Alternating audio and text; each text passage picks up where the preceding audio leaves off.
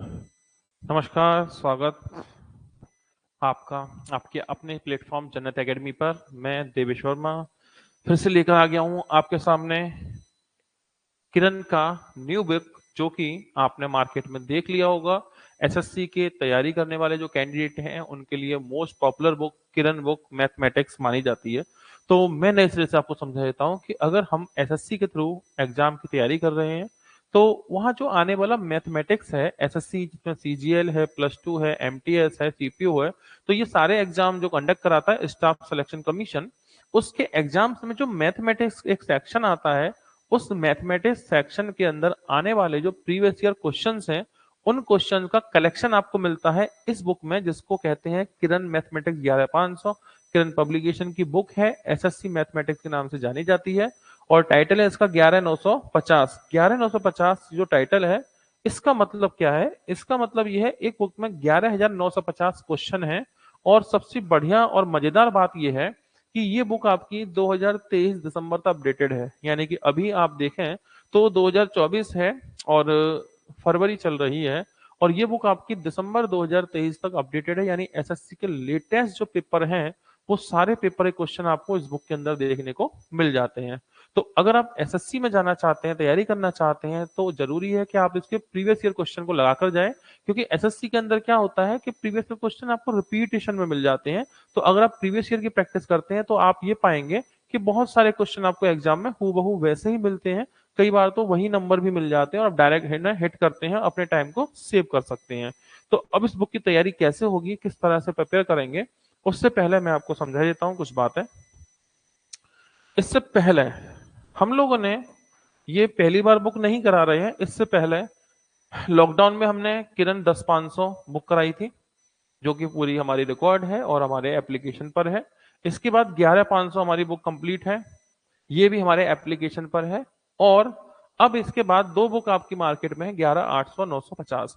तो 11800 950 इन दोनों में अगर देखें तो 150 क्वेश्चन का डिफरेंस है। तो हमने न्यू वाली बुक 11950 को टारगेट किया है, जिससे 11800 इसके अंदर कवर ही होगी, सिर्फ 150 क्वेश्चन का फर्क है। बाकी ये बुक आपकी कंप्लीट है और ये रिकॉर्डेड अवेलेबल फॉर्म में मौजूद है। तो अब हमारे बैच में क्या क्या आपको मिलने वाला है उस पर गौर करेंगे। तो सबसे पहले आपको लाइव क्लास मिलती है और रिकॉर्डेड। तो जो भी क्लास आप यहाँ देख रहे हैं ये लाइव है और ये रिकॉर्ड भी हो जाएगी, जिसे आप बाद में अपनी सुविधा के हिसाब से देख सकते हैं। दूसरा, बीओडी कोर्स। बीओडी कोर्स से जो पर्पज है हमारा, वो पर्पज है, यानी कि ये जो दो बुक रिकॉर्डेड हैं पहले से, ये बुक भी आपको इसके साथ फ्री मिलती है। यानी कि आप इस कोर्स को परचेज करते हैं 11950 को, तो आपको मिलते हैं 4 कोर्स एक साथ, यानी 11950 इसमें शामिल रहेगा, 850 इसमें शामिल ही रहेगा, 11500 इसके साथ मिल ही जाएगा, और 10500 भी आपको मिलेगा। यानी कि आपको एसएससी के 2010 से लेकर के 2023 तक के जितने भी प्रीवियस ईयर क्वेश्चन मैथमेटिक्स के हैं, वो सारे के सारे आपको सॉल्व मिलेंगे एक एक कर। ठीक है। अच्छा, अब बात करते हैं आगे। नोट्स, आपको जो भी नोट्स हो गए, हम यहाँ जब पढ़ाते हैं तो इन बच्चों से, जो बच्चे अच्छे नोट्स बना लेते हैं, उन बच्चों से उनके हैंड रिटेन नोट्स लेकर के आपको प्रोवाइड कर देते हैं, कि अगर आप में समय कमी है तो यहाँ से नोट्स दे सके। डाउट की अगर कोई दिक्कत है तो लाइव में आप डाउट पूछ सकते हैं, या फिर आप हमारे चैट सेक्शन में जाके डाउट भी भेज सकते हैं, और रिवीजन नोट्स भी आपको इसमें मिल जाते हैं। तो ये पूरा कंप्लीट हमारा पैकेज है, जिसमें ये सारी चीजें आपको साथ मिलती हैं। और इसकी फीस अभी ऑफर की वजह से मात्र है 499, यानी कि सिर्फ 499 रुपए में इस पूरे कंप्लीट कोर्स को आप जोड़ सकते हैं हमारे साथ। और इस पूरे कोर्स में लाइव आप हमारे साथ जुड़ सकते हैं, रिकॉर्डेड आप हमारे साथ जुड़ सकते हैं। अगर आप पहले से मैथ जानते हैं तो बहुत ही अच्छी बात है, आप साथ साथ जुड़े। आप पहली बार पढ़ रहे हैं तो बेसिक से भी हम इसको लेके चलेंगे, यानी कि जो पहली बार भी पढ़ रहे हैं वो भी इसके साथ में जुड़ पाएंगे, उन्हें भी कोई दिक्कत नहीं आएगी समझने में। करना आपको क्या है, सिर्फ हमारा एप्लीकेशन डाउनलोड करना है आपको। जन्नत एकेडमी प्ले स्टोर पे जाएं, जन्नत एकेडमी सर्च करें, इंस्टॉल कर लें। उसके बाद अपना नंबर वगैरह फीड करिएगा, इस तरह का इंटरफेस मिलेगा। तो वहां पे आप इस जगह पर भी किरण का कोर्स देख सकते हैं, या किरण बुक सॉल्यूशन का एक थंबनेल मिलेगा आपको नीचे, उस पर भी क्लिक कर सकते हैं और इस कोर्स में एंट्री पाएंगे। यहां से आप इसे डायरेक्ट परचेज कर सकते हैं, नेट बैंकिंग, यूपीआई कार्ड, या किसी भी तरह से आप इसको पेमेंट करके इसमें जुड़ सकते हैं। ठीक है। तो अब मैं आज बात करूं कि टॉपिक हम क्या शुरू करने जा रहे हैं। तो इसमें टॉपिक हमारा जो शुरू हो रहा है वो है नंबर सिस्टम, यानी संख्या पद्धति, पहला चैप्टर। और आज पहला ही दिन है, डेमो क्लास है, तो ये क्लास हमारे यूट्यूब पर है, आज फ्री क्लास रहेगी और उसके बाद ये हमारे एप्लीकेशन में ही चलेगी, तो आपको हमारे एप्लीकेशन वर्जन पे आना ही होगा। तो चलिए बिना देरी किए हुए करते हैं इसकी शुरुआत।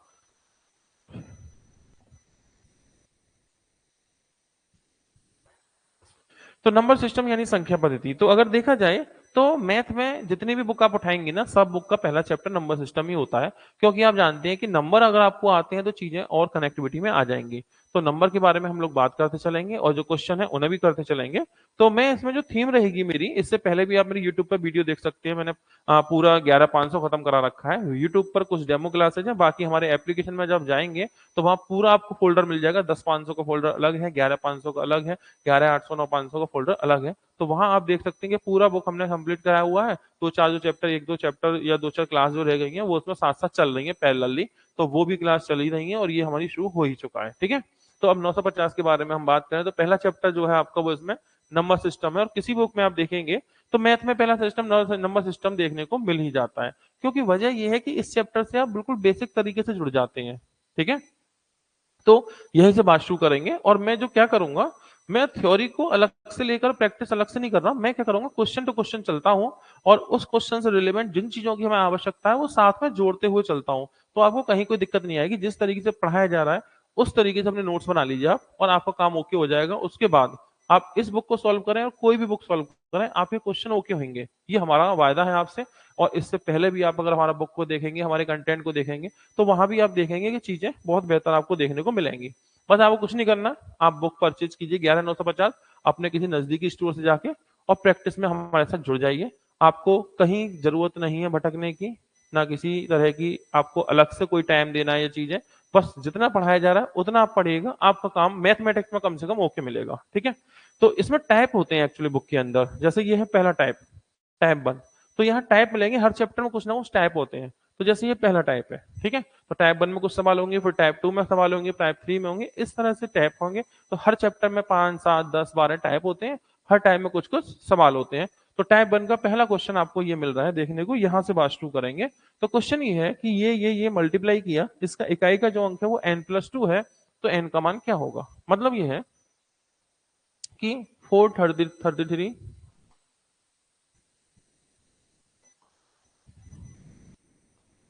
इंटू 456 इंटू 43n, इसका जब मल्टीप्लाई करेंगे, गुणा करेंगे, तो एक लंबा सा नंबर आएगा। उस लंबे से नंबर का यूनिट डिजिट जो होगा, जो इकाई अंक होगा, जो वंस प्लेस पर डिजिट होगा, वो n+2 होगा। तो n की वैल्यू क्या है। ठीक है, तो आंसर n+2 नहीं होगा, उस बड़े से आंसर का केवल आखिरी अंक, इकाई का अंक जो होगा, आखिरी जो अंक होगा वो n+2 होगा। तो n की वैल्यू, तो बेहतर है दिमाग ना लगाते हुए आप ऑप्शन का प्रयोग करें, इसमें ज्यादा बेहतर है। जैसे मान लो 1 है, देखो इनका मल्टीप्लाई करेंगे, तो जब इकाई का अंक पूछा है ना, तो हम सिर्फ इकाई को टारगेट करेंगे, यानी इसमें यूनिट पे कौन है 3, तो इसमें 3 है, इसमें 6 है, तो पहले जिनका मल्टीप्लाई हो सकता है उनका तो कर ही ले। 3 का 6 से कर लो, 6 18 का 8। अब यहाँ कौन है n, तो अब क्या होगा, n का 8 से गुणा करेंगे, n तो ये कितना होगा 8n, और इसका जो रिजल्ट होगा वो आएगा n+2, मतलब यूनिट डिजिट जो होगा ना n+2 होगा। तो अब n की क्या ऐसी वैल्यू रखें कि वेरीफाई हो जाए, 1 से नहीं बनेगा। अगर 1 से हम रखते हैं तो 8 × 1, क्या ये होगा 1+3, भाई 1+2, तो 1+2 कितना होता है 3, और ये होगा 8 एकम 8, ये होगा 8 और यहाँ होगा 3, तो बराबर नहीं होगा, मतलब एक नहीं हो सकता। 8 को उठा के रखें, 8 × 8, और यहाँ रखो n की जगह 8, तो 8+2। तो देखो यहाँ करेंगे 8 का 8 में 8 × 2 64 का 4 आएगा, यहाँ 8 और 2 10 का 0 आएगा, 0 तो 4 के बराबर नहीं होता, मतलब कि आंसर तो ये भी नहीं हो सकता। ठीक है, तीसरे को ट्राई कर लेते हैं अगर हम लोग, तो तीसरा देखें 3, तो ये होगा 8 × 3, यहाँ रखेंगे 3+2, तो 8 3 24 का 4, और यहाँ 3 और 2 5, 5 और 4 बराबर नहीं होते, तो ये भी कैंसिल। क्योंकि जब 3 कैंसिल हो चुके हैं तो जाहिर सी बात है आंसर यही होगा। फिर भी एक बार वेरीफाई करते हैं, जैसे 8 × n की वैल्यू रखेंगे 6, और यहाँ रखेंगे आप n की जगह क्या है 6 ही तो रख रहे हैं, 6+2।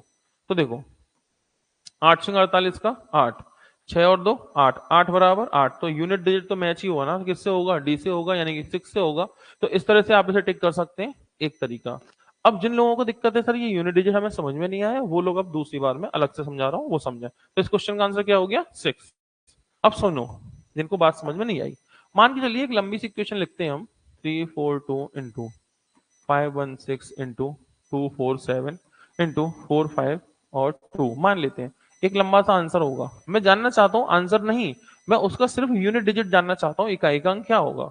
तो इसमें आप सभी ने पढ़ा होगा, एक तरकीब ये लगाई जाती है कि जब हमें इकाई का अंक चाहिए, आखिरी अंक ही चाहिए, तो क्यों हम सभी का मल्टीप्लाई करें, क्यों ना हम सिर्फ यूनिट यूनिट का मल्टीप्लाई करें। मतलब कि कुछ लोग क्या करते हैं और सही भी करते हैं, वो सिर्फ यूनिट का मल्टीप्लाई, यानी 6 का 2 में 6 दूनी 12, 12 का 2 रख लो, फिर 2 का 7 में 7 दूनी 14, 14 का 4 इकाई का अंक रखो, फिर 4 का 2 में 4 दूनी 8। इसका मतलब इनको मल्टीप्लाई करेंगे अगर आप, तो आखिरी जो अंक होगा ना वो 8 होगा। अगर हम इन्हें कैलकुलेटर पे एक्चुअल मल्टीप्लाई करें या आप पेन से लिखकर एक्चुअल मल्टीप्लाई करेंगे, तो लास्ट डिजिट कौन होगा? 8 होगा। तो ऐसे प्रश्न में क्या करते हैं, हम सिर्फ इकाई इकाई का ही मल्टीप्लाई करते हैं, यूनिट डिजिट का, यानी कि जो वंस प्लेस पर डिजिट है उसका मल्टीप्लाई करेंगे और वेरीफाई करेंगे कितना आएगा। तो इसका आंसर होगा 8। मतलब इसका आंसर बहुत बड़ा होगा, लेकिन उस बड़े से आंसर का जो आखिरी अंक होगा ना, वो 8 होगा। ठीक है, तो इसी प्रकार इसी तरीके से हमने इस क्वेश्चन को सॉल्व किया। इसमें क्या करना था, एन की वैल्यू पुट करनी थी। ठीक है,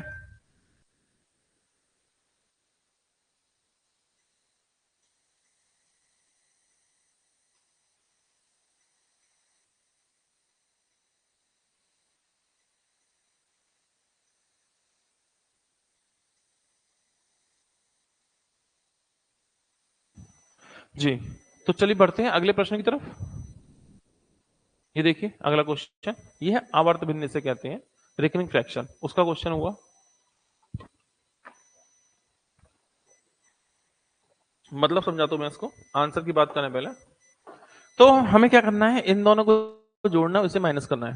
लेकिन एक बात याद रखिएगा, इन्हें जोड़ना है उसे घटाना है, ऐसा तब अच्छा होगा जब इनका स्ट्रक्चर एक सा हो। मतलब कि जैसे ये पॉइंट है, पॉइंट के बाद क्या है, केवल 4, केवल 4, और उस पर बार है। पॉइंट के बाद 5 है, 6 7 है, 6 7 पे बार है। फिर पॉइंट के बाद 5 है और 9 पे बार है। तो हमें ये देखना होता है कि इन्हें लिख देता हूं पहले मैं तीनों को। तो ये है 2 2.4 पे बार, 11.5 6 7 पे बार, 33.59 पे बार।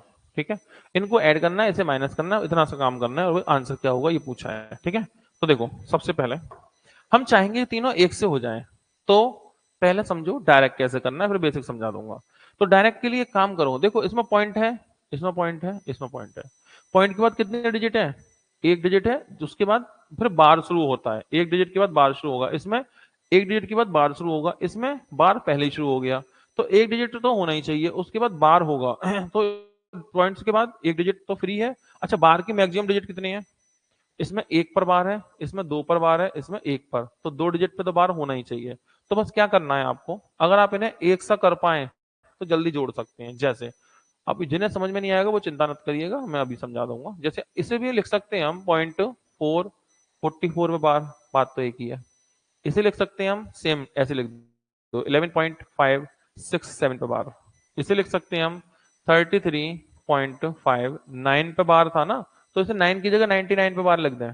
ठीक है, कोई दिक्कत नहीं है, स्ट्रक्चर एक सा हो गया। अब इन दोनों को तो जोड़ना है, इसे माइनस करना है, तो चलो कर देते हैं। तो इनको जोड़ के इसे माइनस, तो देखो 7 और 4 11, 11 में से 9 गए, 2 बचा, 6 और 4 10, 10 में 9 गया, 1 बचा, 5 और 4 9, 9 से 5 गया, 4 बचा, 2 और 1 3 से 3 चला गया 0, 2 और 1 3 से 3 चला गया 0, तो यहाँ 0 बचा, पॉइंट लग गया, बार 2 पे आ गया, मतलब आंसर होगा 0.412 पे बार, यानी कि डी आपका आंसर। अब ये जिन्हें समझ में नहीं आया उनको मैं अभी अलग से समझा देता हूँ कि किस तरह से ये हुआ। तो आंसर कौन होगा इसका? डी। ठीक, अब इसको आप समझिए कैसे, ऐसा समझिए कि आवर्त बिंदु का मतलब क्या होता है, उसकी बात कर लेते हैं पहले।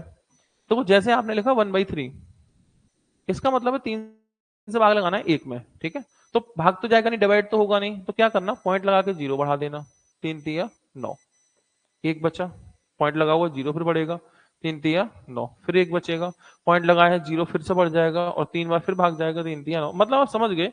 अब ये एक बचता रहेगा और 3 यहाँ चलता रहेगा, तो इसे लिख सकते हैं 0.3333 इनफाइनाइट, इनफाइनाइट तक चलेगा। तो शॉर्ट में कैसे लिखेंगे इस बात को, हम ऐसे लिखेंगे कि 0.3 पे बार या 0.3 पे डॉट। इसका मतलब यह है कि 3 की रिपीटेशन हो रही है इनफाइनाइट टाइम तक, अनंत तक। तो इस बार का मतलब है 33333। कई बार डॉट भी आता है, मतलब उसका वही है, ठीक है। तो हमने लिए 1/6।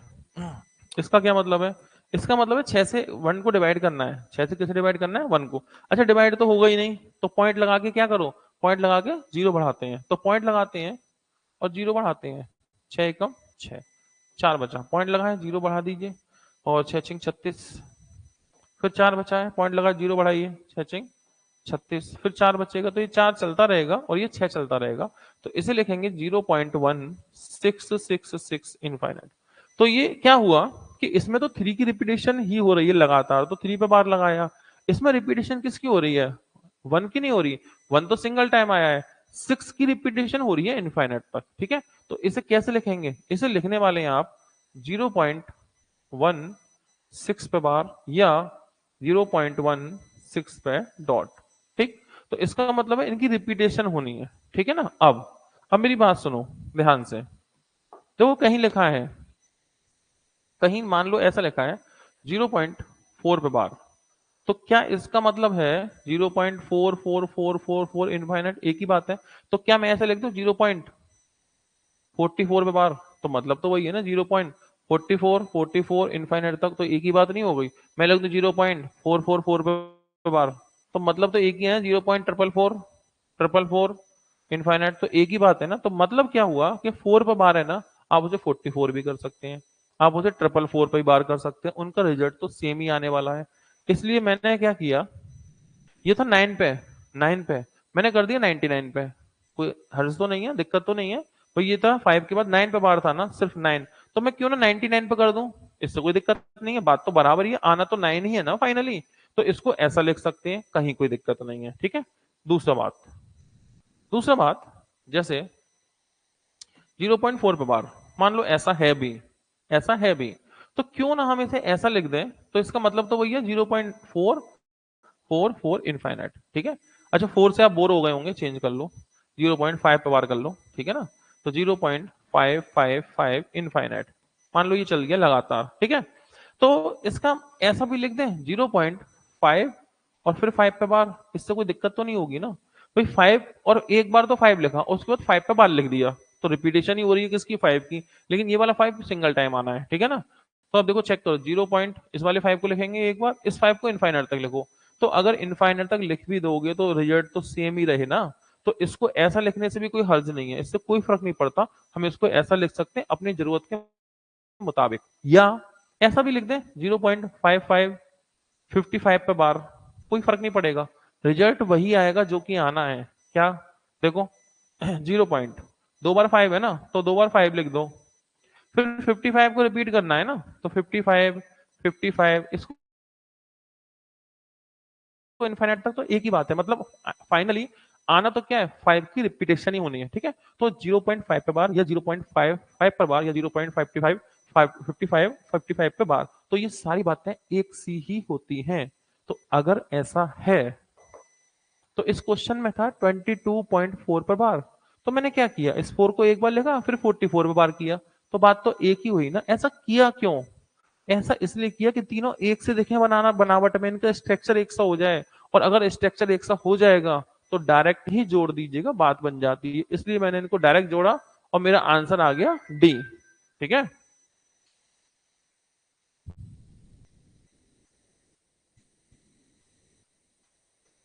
तो तो इस तरह के क्वेश्चन के लिए आपको ये बात याद रखनी है कि बार का क्या मतलब होता है। बार का मतलब ये होता है, और इसको रिप्रेजेंट करने के लिए अपनी जरूरत के मुताबिक आप इसको यूज कर सकते हैं। तो ये क्वेश्चन टू क्वेश्चन होगा, लेकिन बार सिर्फ इतना सा नहीं है जितना हमने अभी लिखा है। बहुत सारी बातें पढ़ेंगे, लेकिन मैंने कहा था मैं क्वेश्चन के साथ कनेक्ट करता करूंगा चलूंगा चीजें सारी, ठीक है ना। बार को ही शुरू करेंगे तो 2 दिन बार पे खत्म कर सकते हैं हम लोग, ठीक है। लेकिन हम लोग क्वेश्चन टू क्वेश्चन करेंगे जिससे हमारा इंटरेस्ट बना रहे। अगला क्वेश्चन, 2 अंकों की संख्या, 2 अंकों की संख्या को उसके अंकों के योगफल से गुणा किया जाता है। तो गुणनफल 400, 24 आता है। इस संख्या को परस्पर पलटने पर प्राप्त संख्या को अंकों के योग से गुणा किया जाए तो गुणनफल 280 आता है। तो संख्या के अंकों का योगफल क्या है, तो वो तो हम देख ही लेंगे। बस आप समझो सीधे सीधे क्वेश्चन। इसने राइटर ने किस किस का मल्टीप्लाई किया, बस टारगेट उसे करो। इसने कहा कि दो अंकों की संख्या उसके अंकों के योग को गुणा करने से कितना आता है, 424। तो राइटर जो बोल रहा है उस बात को अब लिख दो, बस बस लिख दो। यानी कि संख्या संख्या गुणा अंकों का योग, संख्या गुणा अंकों का योग कितना है, 424। चलो पहला पॉइंट क्लियर हो गया। अब क्या बोला है, अंकों को पलटने से बनी संख्या, मतलब अंकों को पलटने से उसकी जो डिजिट है उन्हें इंटरचेंज करेंगे और जो संख्या बनेगी उसकी बात चल रही है, ठीक है। तो डिजिट को इंटरचेंज करेंगे, अब इंटरचेंज करेंगे तो संख्या बनेगी, उसका गुणा किसमें करना है, संख्या के अंकों के योग से ही करना है।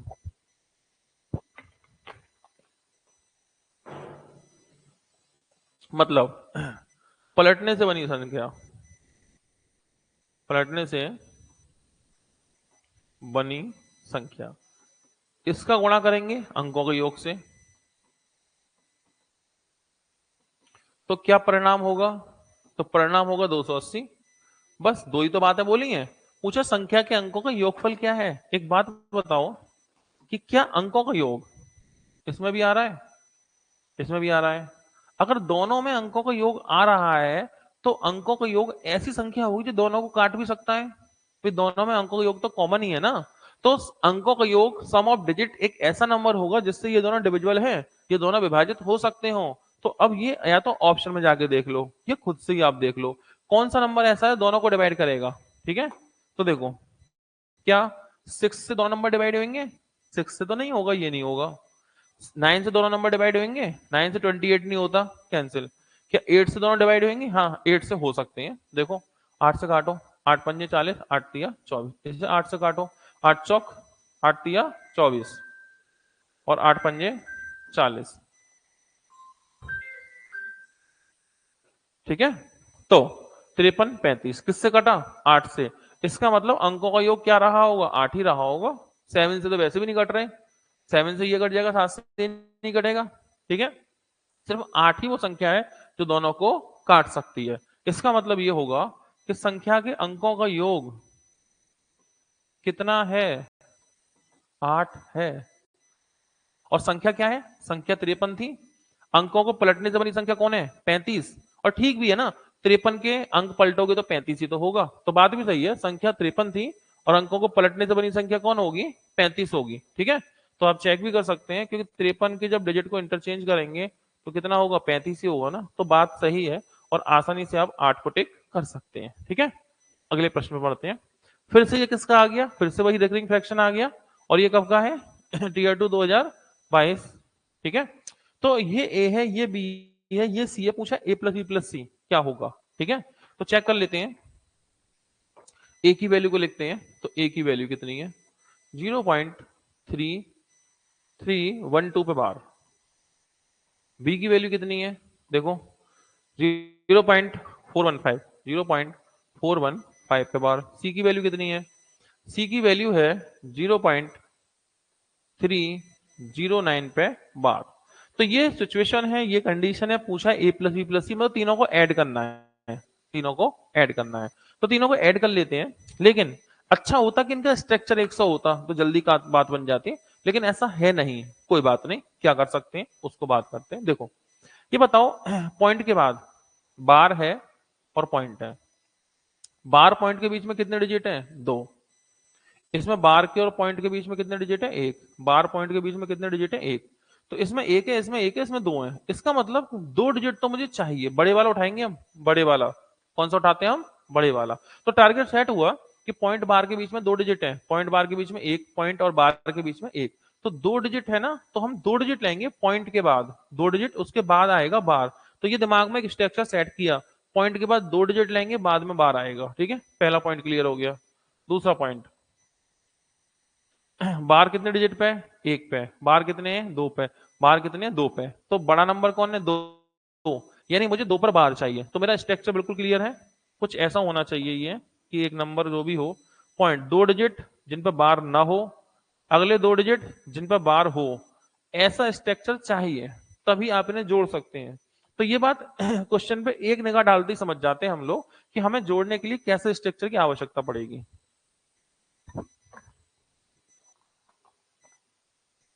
तो इसका लगभग ऐसा स्ट्रक्चर हम चाहते हैं। ठीक है, तो अब इसको मैनेज करना है कुछ ऐसे स्ट्रक्चर में पहुंचाने के लिए। ठीक है, तो चलो उसे किए देते हैं।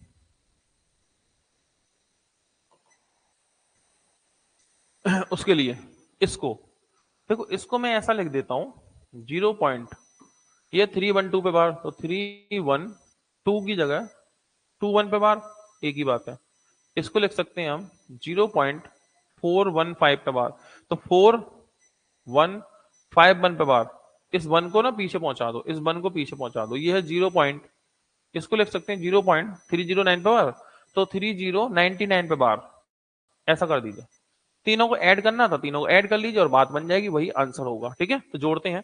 9 और 1 10 और 1 11, 9 और 1 10 और 1 11 का एक हासिल में 1, 9 और 1 9 और 5 14, 9 और 1 10 15 17 का 7 हासिल में गया 1, तो 1 2 3,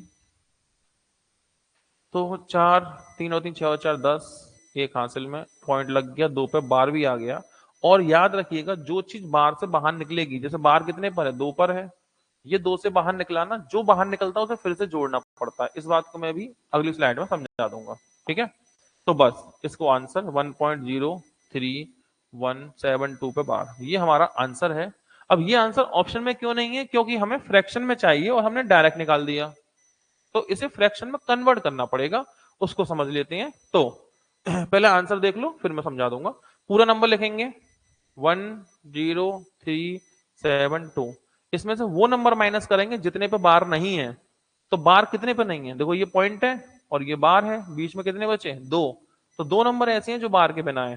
ठीक है, और एक ये नंबर है, ये भी बार से बाहर है, तो 103 डिवाइड बाई बार जितने हटते हैं उनके लिए 9 आते हैं, और बार के बिना 2 डिजिट है उनके लिए 2 जीरो। अब आप कहेंगे समझ में नहीं आया, अगली स्लाइड में सब समझ में आएगा, बस आप आंसर दीजिए पहले। तो माइनस करिए, 2 में से 3 गया, 12 में से 3 गया तो 9 बचा, यहाँ रह गया 6, 6 यहाँ 3 में से गया तो 2 बचा, और 10 का तो पूरा 10 ही बचा, डिवाइड बाई 9900। काटिए, 9 से काटते हैं, 9 से कट गया 1100 बार, 9 से काटो, 9 एकम 9, 9 एकम 9, 9 चौक 36, 9 एकम 9, 1141 बाई 1100, तो आंसर होगा आपका फर्स्ट वाला ए। तो ये इसका आंसर हुआ, क्योंकि हमने ऐसे बार में सॉल्व किया, लेकिन ऑप्शन फ्रैक्शन में आ रहे थे तो हमने इसे फ्रैक्शन में कन्वर्ट कर दिया। तो अब आपको एक चीज और सीखनी पड़ेगी कि बार में चेंज करने के बाद उसे फ्रैक्शन में कन्वर्ट कैसे करते हैं, उस पर अब काम कर लेते हैं हम लोग। ठीक है, तो अब हम इसको समझेंगे कि किस तरह से काम होना है।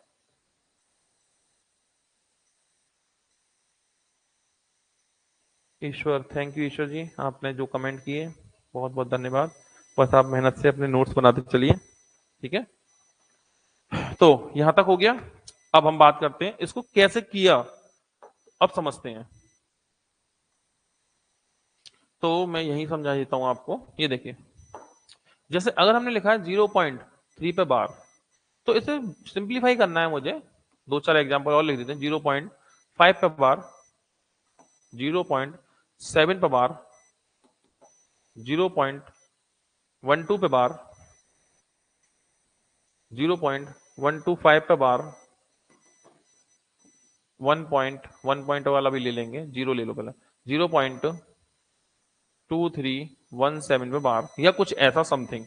तो इसमें क्या करते हैं, बहुत ही सिंपल तरीका है, जितने पे लाइन हो बार हो उतने नंबर को ना, उतने जगह 9 आएगा। जैसे बार कितने पर है, सिंगल डिजिट पर, तो आप लिखेंगे 3/9। ठीक है, ये कितने पर है, सिंगल पर, 5/9, सिंगल पर 7/9, डबल पर 12/99, ट्रिपल पर 3 डिजिट है जिन पर बार है, तो 125/999। ये कितने हैं, 4 डिजिट है, 2317 डिवाइड बाई 9999, ये हो गया।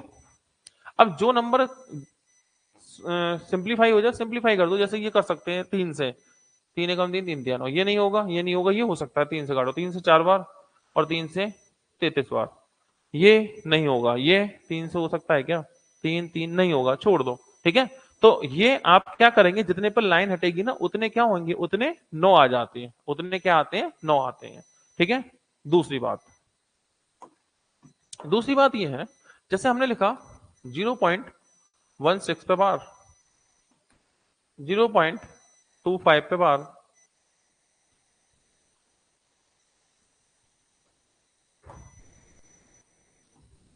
0.125 पे बार, 0.125 पे बार। अब इन्हें हमें सिंप्लीफाई करना है। इसमें क्या होता है, कुछ बार भी हैं और कुछ बार नहीं भी हैं, दोनों हैं। तो क्या करेंगे पता है, इस पूरे नंबर को लिखेंगे आप, किसको लिखेंगे, 16 को। इसमें से माइनस वो नंबर करेंगे जिस पर बार नहीं है। किस पे नहीं है, 1 पे, तो -1 डिवाइड बाई कितने पे बार है, सिंगल पे बार है तो 1 9, बार कितने पे नहीं है, सिंगल डिजिट पे 1 0। ठीक है, मतलब कितने पर बार है, सिंगल एक डिजिट पे बार है तो 1 9, कितने पे बार नहीं है, एक डिजिट पे, उसके लिए 0। उस पूरे नंबर 25 में से उसे माइनस करेंगे जिस पे बार नहीं है, मतलब 2 को। ठीक है, आगे बार कितने पर है, डबल डिजिट पर, तो 2 तो 9 आएंगे। ठीक है,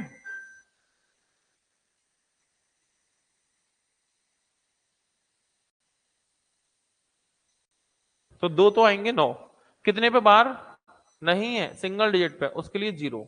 इस पूरे नंबर 125 में से वो नंबर माइनस होगा जिस पे बार नहीं है, मतलब कि 1 को। ठीक है, 1 को। ठीक है, तो इस तरह। अच्छा, इसको देखें, बार कितने पर है, एक पर है, तो एक तो होगा 9। ठीक है, तो एक तो यहां 9 लगा दो। कितने पर नहीं है, दो डिजिट पे बार नहीं है, तो दो आएंगे 0। इस पूरे नंबर को 125 में से उस नंबर को माइनस जिस पर बार नहीं है, मतलब 12। ठीक है, तो माइनस करेंगे 12। बस इन्हें सॉल्व कर दीजिए, बात बन जाएगी। जैसे इसे करेंगे आप तो कितना होगा, 15/90, 15/90 यानी 1/6, 15×6 = 90, तो 1/6, यानी इसकी फ्रैक्शन वैल्यू होगी 1/6। ठीक है, इसकी बात करें, इसे माइनस कर देते हैं, तो इसे माइनस कर देते हैं, कितना हुआ, 23/90। अब ये डिविजुअल नहीं होगा तो यही छोड़ देते हैं, तो इसकी वैल्यू इसके बराबर। ठीक है, इसको घटा देते हैं तो कितना हो जाएगा, ये होगा कितना, 124 डिवाइड बाई 99। ये किससे कट जाएगा, दो से कट जाएगा, दो से काटोगे 62, और दो से काट दो तो कितना होगा, 495। ठीक है, तो इसकी वैल्यू ये हो जाएगी। इसको भी माइनस कर लेते हैं, तो ये हो गया 113, और ये 900 नीचे, कटेगा नहीं कटेगा, तो ऐसे छोड़ दो, तो इसकी वैल्यू ये। तो आपने सीखा कि बार को हमें फ्रैक्शन में कन्वर्ट करना हो तो किस तरह कन्वर्ट करेंगे। ठीक, इतनी बात क्लियर होती है। इसके बाद अब एक चीज और सीखनी है आपको, वो क्या, जैसे मैंने लिखा 2.3 पे बार, इसे सिंप्लीफाई करना है। इसे सिंप्लीफाई करने के लिए हम पे दो रास्ते हैं, मैं दोनों समझा देता हूं आपको। पहला पहला तो ये हो सकता था, इसे आप लिखें 2 प्लस 0.3 पे बार, तो इसको ऐसे रखिए, सिर्फ इसको सॉल्व करेंगे तो 2 + 3/9, भाई बार हटेगा तो 9 ही आएगा, 3 से काटोगे तो 2 + 1/3, या तो ऐसा लिख दो 2 सही 1/3, या फिर ऐसा करो, इसका एलसीएम ले लो, 3 दूनी 6 और 1 7/3, ऐसे कर सकते हैं। दूसरा रास्ता, दूसरा रास्ता, बार कितने पर है, एक पर, तो 1 9, कितने पे नहीं है, तो आप कहोगे सर इस पे नहीं है, लेकिन ध्यान रखना, हमें ऐसा नहीं करना होता, हमें देखना दशमलव और बार, इनके बीच में कोई डिजिट है जिसमें बार नहीं हो, इसके बीच में कोई डिजिट नहीं है ऐसा जिसमें बार नहीं है, तो ऐसा कोई डिजिट नहीं है जिसमें बार नहीं है, ऐसा मानिए। ठीक है, तो एक ही 9 आएगा। इस पूरे नंबर 23 से बार से आगे वाला जो कुछ भी है, मतलब 2, इस पूरे को माइनस करेंगे, तो ये कितना होगा, 21/9, 3 से काट लेना, तो 7/3, तो ठीक भी है, ये भी 7/3 और ये भी 7/3, बात बराबर ही तो हो गई, एक ही बात है। इसको इस तरह से कर सकते हैं। ठीक है, आगे देखें, अगर जैसे मान लेते हैं, एक एग्जांपल और लेते हैं, 2.25 पर बार, इसको सॉल्व करेंगे तो या तो इसमें दो रास्ते हैं। पहला रास्ता तो ये है कि इसको ऐसे लिखो, 2 + 0.25 पर बार, तो इस 2 को तो कॉपी करेंगे, प्लस बार एक पर है तो 1 9, एक पर नहीं है तो 1 0, इस पूरे नंबर 25 से उसको माइनस करेंगे, इससे बार नहीं है मतलब 2 को माइनस करेंगे। ठीक है, तो ये क्या हो जाएगा, ये हो जाएगा 2 + 23/90, और कट जाए ठीक है, नहीं तो ऐसे लिखो 2 सही 23/90, या तो ऐसा या पी बटे क्यू की फॉर्म में ले जाओ। तो 9 18 180 180 23 203 बटे 90, या तो ऐसे कर सकते हैं या दूसरा रास्ता, इसमें बार कितने पर है, एक पर, एक 9 कितने पर नहीं है, तो पॉइंट और बार के बीच में कोई डिजिट है जिसमें बार ना हो, यस एक डिजिट ऐसा है, पॉइंट बार के बीच में एक डिजिट ऐसा है जिसमें बार नहीं है। तो क्या करेंगे, उस इस डिजिट के लिए 0, पूरा नंबर नोट करेंगे 2 2 5, माइनस करेंगे जो आगे नंबर है मतलब 22, तो माइनस करते हैं 22 करेंगे तो कितना होगा 203 बटे 90, तो बात बराबर ही है। तो एक ही बात है, किसी भी तरह से कर सकते हैं। तो ये बार को फ्रैक्शन में भिन्न में बदलने का ये तरीका होता है, ठीक है। अब ये अगर आप जानते, अगर आप ये जानते तो हम किसी भी फ्रैक्शन को भिन्न में बदल सकते थे और जोड़ भी सकते थे। कैसे, जैसे ये प्रश्न था आपका, इसे जोड़ना ही तो था और किसमें, बार की फॉर्म में, तो ऐसा भी कर सकते थे, इस क्वेश्चन को डायरेक्ट कर सकते थे बेसिक तरह। कैसे, 312 415 309, 312 415 309, 312 312 415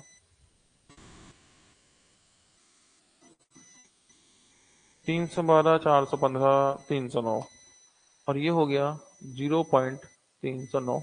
ये आपको जोड़ना ही तो था, तो ऐसे भी कर सकते थे, उसमें भी कोई हर्ज नहीं है। जैसे कि आप करते अगर आते होंगे, जैसे बार कितने पर है, 2 पर, तो 2 9 आ गए, कितने पर नहीं है, 1 पर 1 0, इस पूरे नंबर को 3 1 2 में से क्या माइनस करोगे, 3 प्लस इस पूरे नंबर में बार कितने पर है, 2 पर, तो 2 तो 9 आएंगे, 1 पर 0 आएगा क्योंकि 1 पर नहीं है, इस पूरे नंबर को लिखेंगे 415 माइनस के 4, ऐसा कर लो, प्लस इस पूरे नंबर को लिखेंगे, मतलब बार कितने पर है, 1 पर, तो 1 9, 2 पर नहीं है, 2 0, पूरे नंबर 309 से माइनस क्या करोगे, 30, अरे यही तो है बार जिस पर नहीं है, 30 तो होगा, तो इसे सॉल्व करेंगे, ये हो गया 309 बटे 990, ठीक है।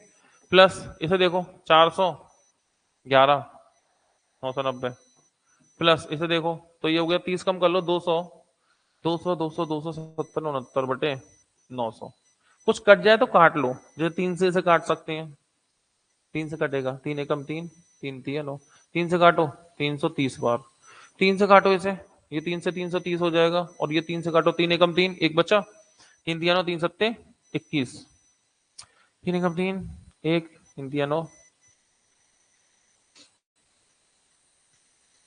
3 सत्ते के, ठीक है, 3 से काटो 300, 3 से काटो 3 27 3 3 9, इन्हें जोड़ लो, ठीक है।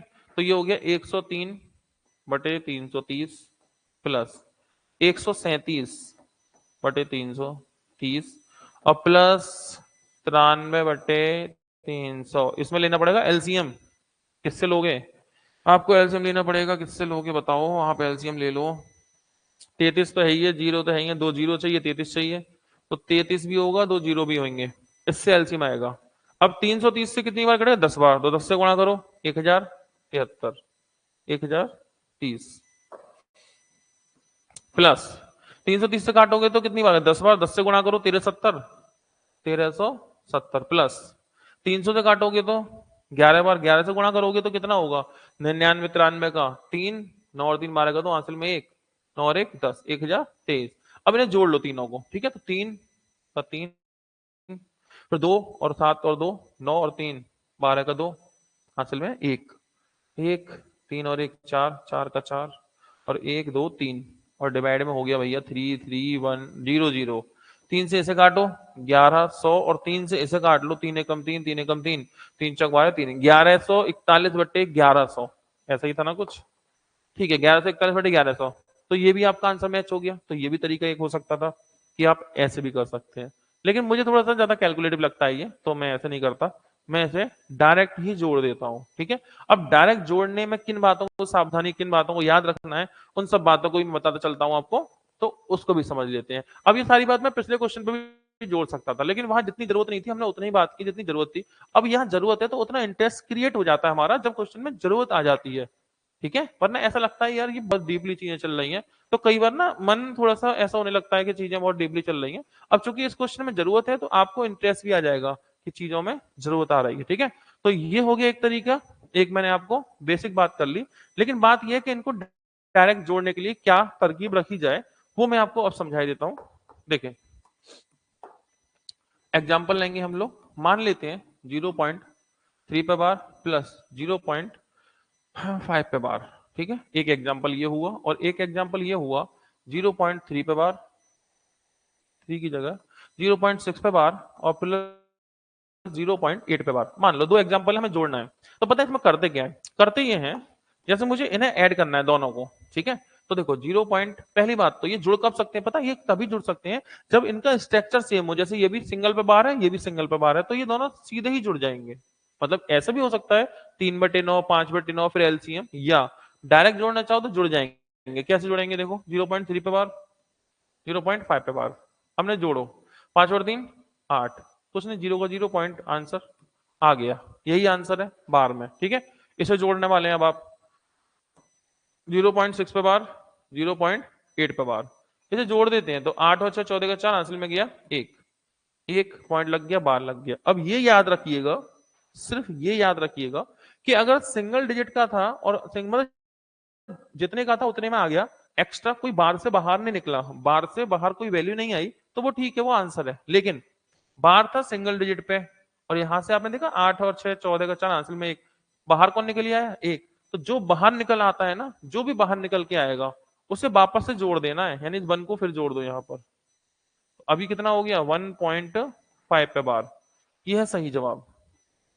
और समझिए, और देखिए, जैसे मान लेती है हमने जोड़ना है 0.23 पे बार, 0.54 पे बार। ठीक है, एक तो मान लो यही हो गया छोटा सा, एक मान लेते हैं हम, अगर इसमें एक और लिए होते, अगर हम अभी मान लो एक और एग्जांपल लिया होता और हम इसमें जोड़ते हैं कि 0 पॉइंट या 1.27 पे बार। मान लो ये दो क्वेश्चन है, दो एग्जाम्पल है, ये अलग एग्जाम्पल है और ये एक अलग एग्जाम्पल है, इन दोनों को ऐड करना है। तो सबसे पहले इनका स्ट्रक्चर एक सा होगा तो ऐड हो भी जाएंगे, और नहीं होगा तो नहीं भी होंगे। फिलहाल तो स्ट्रक्चर सेम है ही, और नहीं होता तो सेम हम कर भी तो देते हैं। तो फिलहाल 4 और 3 7, 7 पे बार ही हो गया, 5 और 2 7, 0 खत्म। कोई एक्स्ट्रा कैलकुलेशन हो नहीं रही तो यही छोड़ दो, आंसर यही है। इसमें आ जाओ, 4 और 3 7, 7 और 7 14 का 4, हासिल में एक। ठीक है, 5 और 2 5 और 2 7 और 8 और 10 का 0, हासिल में एक, एक और एक 2 पॉइंट लग गया, बार आ गया। अब ये बताओ बार था कितने का, सिंगल डिजिट का, उससे बाहर कोई निकला, निकला, कौन निकला, ये। अब ऐसा मत सोचना कि सर आपके ना कहते हो डबल वन ही बाहर निकल आया पूरा, नहीं, हम पूरे नहीं लेंगे, सिर्फ एक डिजिट लेते हैं। बार जहां खत्म हो रहा है उससे ठीक पहले वाली एक डिजिट, तो बार यहाँ पे एंड हो गया, इससे पहले कौन है, एक, एक को और जोड़ दो 2.05 पे बार। तो इसका क्या आंसर होगा, इसका ये आंसर होगा। तो अगर आप बेसिक भी सॉल्व करोगे ना तो फाइनली यही आंसर आएगा। ठीक है, तो ये बार वाली बात थी, मैंने उसे ऐसे जोड़ दिया था।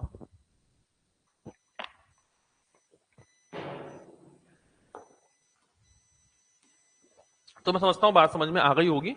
तो हमने पहले इनको एक सा कर लिया, एक सा करने के बाद 9 और 1 10 और 1 11 का एक, हासिल में एक। तो अभी तो हासिल में जो एक है ना, ये बार के अंदर ही अंदर है, बाहर से बाहर नहीं आया। फिर 9 और 1 10, 15 और 2 17 के साथ हासिल में एक, ये एक बाहर निकल ही आया है। ठीक है, तो बाद में इसे और जोड़ दिया, यहाँ तो जोड़ेंगे जोड़ेंगे 1 2 3, इसे जोड़ दिया, सब आ गया। अब जो बाहर निकला था उसे फिर जोड़ा, फाइनली ये आंसर है। अब ऐसा ना देके इन्होंने फ्रैक्शन में दे दिया, तो मैंने इसे फ्रैक्शन में कन्वर्ट किया। कैसे किया, देखो बार कितने पर है, बार 2 पर है, दोनों आ गए। पॉइंट और बार के बीच में कितने डिजिट हैं, 2 डिजिट, 2 जीरो आ गए। इस पूरे नंबर में से, इस पूरे नंबर में से वो नंबर माइनस जो बार से पहले है, पूरा माइनस कर दो 103, और बस आपका आंसर आ गया। ठीक है, इतनी सी बात थी और आंसर आपका फर्स्ट यानी पहला था। और आज पहली क्लास है इसलिए मैंने स्पीड नहीं पकड़ी है, धीमे धीमे चीजें चल रही हैं, जिससे कि कनेक्टिविटी बन जाए चीजों में लेकर के। ठीक है, अगला क्वेश्चन है, दो संख्याओं का योग 25 है, गुणनफल 144 है, संख्याओं में कितना अंतर है। अब इसके लिए भी फॉर्मूले मत लगा देना, पहाड़े वाले तो आपको याद ही होंगे। आपको पता ही है 16 नंबर 144 होता है। आप कहोगे नहीं सर हमें तो 12 12 144 मालूम है। चलो आप ये कहोगे सर हमें तो 12 12 144 मालूम है, लेकिन इन दोनों को जोड़ के 25 तो नहीं आ रहा ना। 12 12 कितना होता है 24, और राइटर क्या बोल रहा है 25 लाना है, तो जाहिर सी बात है ये नहीं चलेगा। तो फिर तो आप जानते हैं 16 गुणा 9 144 है। अब ऐसे छोटे छोटे सवाल हो ना, इनमें कोई फॉर्मूले ना लगाएं तो ज्यादा ही बढ़िया है। ठीक है, ये कितना हो गया 25 हो गया, तो संख्याओं का अंतर तो 16 और 9 का डिफरेंस कितना है 7 है। तो ये हो गया आंसर, ठीक है, ये 2022 का ही है। अगला, संख्या और संख्या के वर्गमूल के बीच 2 का अंतर है, संख्या क्या है? तो देखो अगर ऑप्शन से भी बात करें ना सीधे 4 है, फिर मैं चेक करा दूं। देखो संख्या 1 माइनस संख्या का वर्गमूल मतलब √1, तो 1 माइनस 1 0, 0 तो 2 तो नहीं आ रहा। अब 2 की बात करें, 2 माइनस √2, ऐसा करने से ये 2 थोड़ी आ जाएगा, हमें तो 2 चाहिए ना। 3 की बात करूं, 3 माइनस √3, ऐसा करने से 2 नहीं आएगा। 4 की बात करें, 4 माइनस √4, तो 4 माइनस 2 बराबर 2, ये 2 आ गया, किससे होगा? 4 से होगा। तो ऐसे प्रश्न तो आप ऑप्शन से वेरीफाई कर दें तो 2 ज्यादा बेहतर है। अगला, इसका आंसर क्या होगा? तो ये हो गया ना 99 का स्क्वायर माइनस 1 का स्क्वायर, ए स्क्वायर माइनस बी स्क्वायर, ए प्लस बी ए माइनस बी, 99 प्लस 1, 99 प्लस 1 कितना होगा? 100, 99 माइनस कितना होगा? 98, तो कितना होगा? 9800, 9800। तो आंसर कौन हो गया? सेकंड। तो ये आपका आंसर है, ठीक है। नेक्स्ट क्वेश्चन, एक संख्या x दूसरी संख्या y की 3 गुनी है, जो x है y से 3 गुना है। तो मान लो ये है x और ये है y, तो रेशियो कितना है इनका? 3:1। इनका योग संख्याओं का 20 है, x प्लस वाई बराबर कितना है? 20 है। तो एक बार बताओ, अगर x की वैल्यू 3 यूनिट है तो y की 1 यूनिट है, दोनों की वैल्यू 3 और 1 4, तो 4 यूनिट की जो वैल्यू है वो है 20।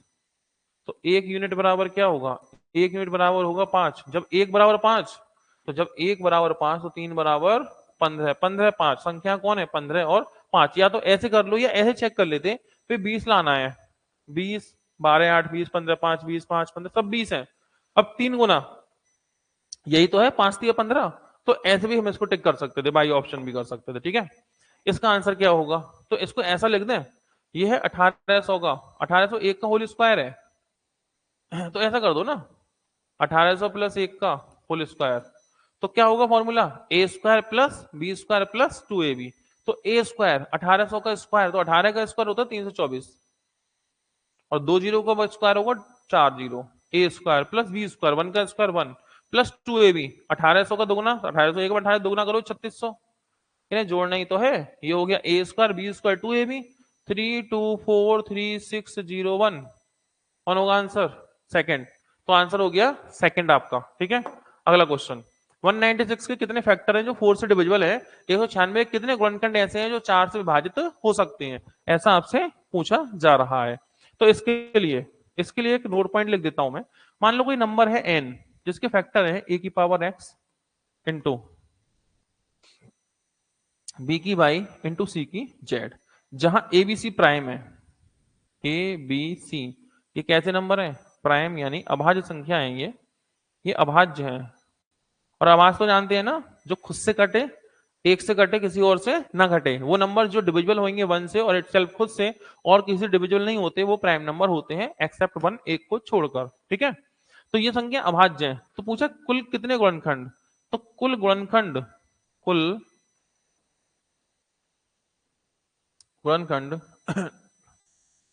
Total number of factor, total number of factor इसका फॉर्मूला होगा, कितने फैक्टर हैं, जो पावर है ना इसकी, जो पावर होती है ना, इसको पकड़ लो।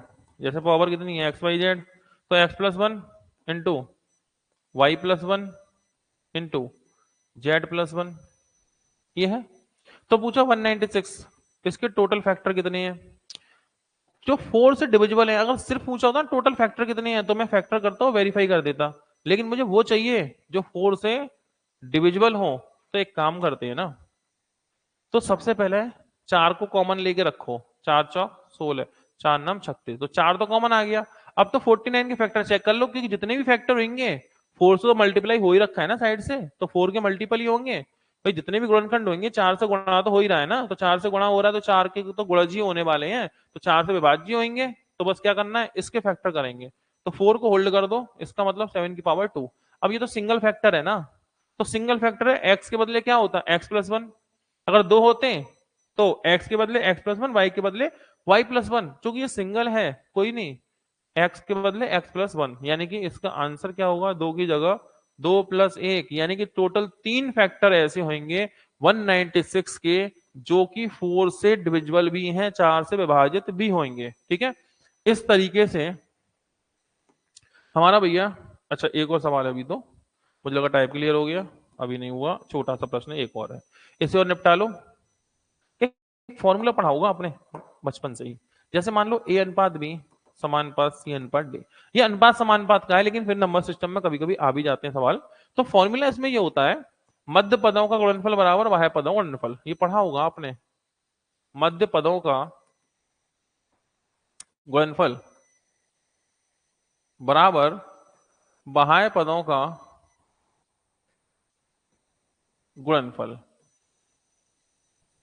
ये product of mean equal product of extreme. तो ये जो मध्य पद है इनका गुणा बाहर वालों के बराबर होता है। ठीक है, अब देखो ये क्या बोल रहा है, ये बोल रहा है कि पहला और चौथे का गुणनफल 70 है। तो पहला चौथा कौन हो गया, बाह्य पद। पहला चौथा कौन हो गया, बाह्य पद। तो बाह्य पद कितना है, 70, तो यहाँ 70 लिख दो। ठीक है, दूसरे और तीसरे का कितना है, 3.5x। दूसरा तीसरा कौन है, दूसरा तीसरा तो बीच वाले है ना, दूसरा तीसरा, तो यहाँ लिख दो 3.5x बराबर ये। तो बस पॉइंट हटाओ, जीरो बढ़ाओ, 35 दूनी 70, कितनी बार गया, 2 बार। तो x बराबर 10 दूनी 20, गुणा कर लो 10 का 2 में, तो x की वैल्यू कितनी होगी, 20 होगी। तो इस तरीके से हमारा क्वेश्चन टाइप 1, तो ये जो हमने क्वेश्चन की है ये टाइप 1 क्लियर होता है। ठीक है, तो अगर आप इस सेशन से जुड़े हैं और ये सेशन आपको समझ में आया है, कुछ कुछ बात बनी है, तो इस सेशन को आप लाइक कर दीजिएगा। हमारे चैनल को अगर सब्सक्राइब नहीं किया तो आप सब्सक्राइब करिए, जिससे कि आपको नई नोटिफिकेशन आपको मिल जाएंगे, हमारे कौन से कोर्स नए लॉन्च हो रहे हैं और क्या क्या अपडेट्स आ रही हैं, वो सारी चीजें आपको मिल जाने वाली हैं। और इसके जो है नोटिफिकेशन को ऑन कर दीजिए। और इस पूरे कोर्स में आप हमारे साथ जुड़ना चाहते हैं, स्करण के महायज्ञ में आप जुड़ना चाहते हैं, अपनी आहुति डालना चाहते हैं, तो स्वागत है आपका, क्योंकि इस साल एसएससी का कैलेंडर रिलीज हो चुका है, आप जानते हैं। अब बात, मुझे कुछ सारे लोगों ने कमेंट किया था, सर वीडियो हमारा है ना बुक कब खत्म होगी। तो मैं बता दूं आपको कि आपकी पेपर सीजीएल से पहले बुक खत्म हो जाएगी, आप टेंशन ना लीजिएगा। हम 2 घंटे क्लास लेके चलेंगे, एक अर्थमेटिक और एक एडवांस, और आपका कोर्स को कंप्लीट कर लेंगे। इससे पहले भी हमारा किरण का पूरा बुक हम कंप्लीट कर चुके हैं, तो ये क्या बड़ी बात है, तो कुछ चिंता ना करिए। तो इस पूरे सिलेबस में जुड़ने के लिए आप हमारे एप्लीकेशन को डाउनलोड करें और वहां पे जाके आप इस कोर्स को परचेज कर सकते हैं। प्ले स्टोर पे जाके जन्नत एकेडमी सर्च करना है, वहां से आप डाउनलोड करें, या इस वीडियो के डिस्क्रिप्शन से भी आपको यहाँ से लिंक मिल जाएगा। तो फिर मुलाकात होती है एक अगली क्लास में। धन्यवाद।